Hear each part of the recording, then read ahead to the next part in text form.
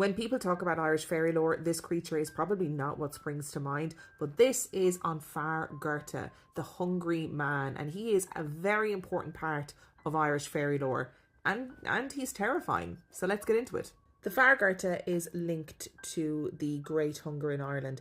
Now, you might know that as the Irish Potato Famine or the Great Famine, but because there's been a lot of discussion in more modern years about the fact that, a famine is when there is no food. There was food on the island of Ireland.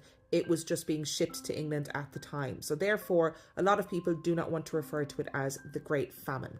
If you don't know anything about the Great Hunger, I would strongly recommend that you look it up. It is a really horrible, dark part of Irish history, but it is really important to know about it.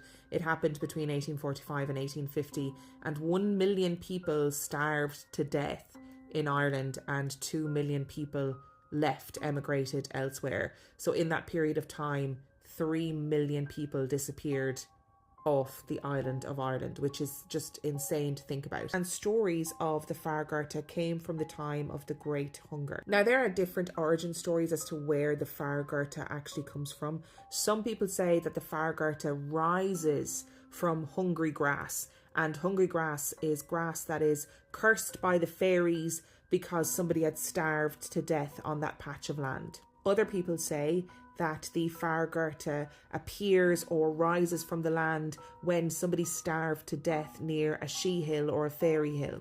Prior to the Great Hunger, there was said to have been a huge battle of the fairies in the west of Ireland, and after this battle came this lumbering zombie-like creature, emaciated, bones protruding, eyes sunken in its head, wandering the land looking for help. There are some who say that the Fear Gorta wanders the land and his skin literally falls away, rotting from his bones as he wanders.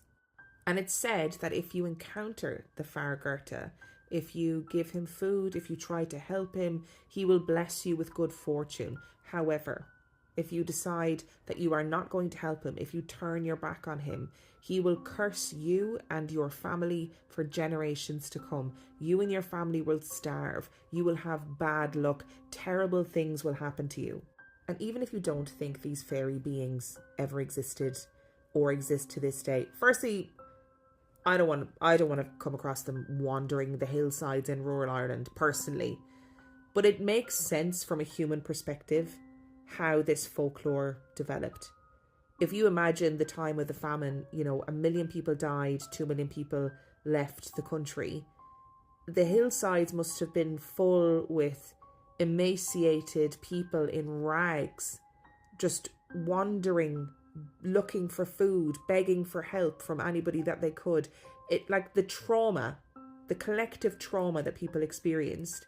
Of course, folklore grows out of that, because folklore is sometimes easier to manage than real life. Previously, I've done a video about the hungry grass, which is a patch of grass where a person is said to have died and that grass then becomes cursed. If you go into my Irish mythology playlist or Irish folklore playlist, it is in there. And if you like spooky stuff generally, go and listen to my podcast. It's called Real Life Ghost Stories. I tell ghost stories and other folkloric tales. Sounds like your thing? Go and give it a listen.